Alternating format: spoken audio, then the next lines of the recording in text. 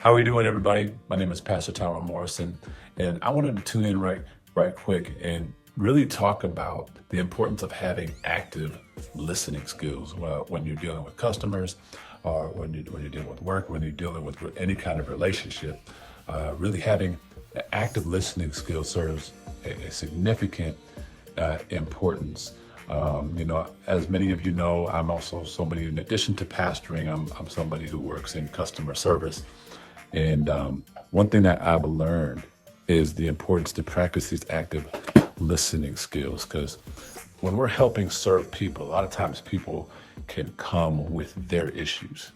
They come with their problems to you. And when they do that, they understand that you are somebody, or your company is somebody, or you represent somebody that can help solve their problems.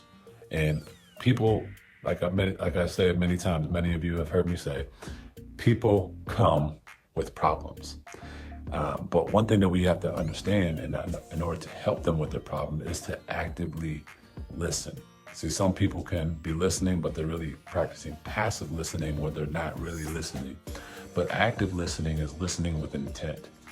And when we practice this active listening, what that's going to help us and help them as well is that you're listening with intent, and you're able to figure out, one, what the problem is, but also how you can help them with that problem and help align them, or at least point them into the right direction by actively listening. Now, sometimes that includes, one, just hearing them out.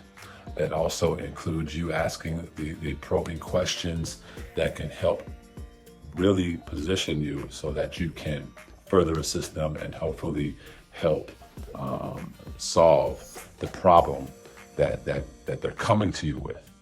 And a good example of that was, was with Solomon in the Bible.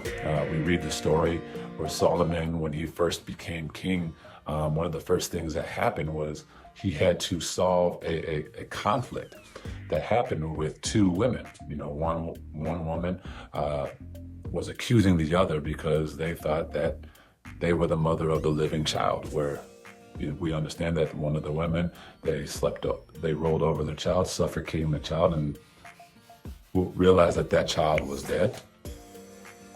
But then what she did was she went and accused the person who had the living child, saying that was her child. So what Solomon did was he practiced active listening skills. He heard both of them out. And what he ended up doing out of his wisdom was saying, give me the living child. And he got the living child, and he took a sword, and he said, let's split this child into two. But he did this understanding that the woman who had the living child was more concerned about the life of the baby than it was about being right. But he practiced active listening. He heard both sides of the story. He heard both of them.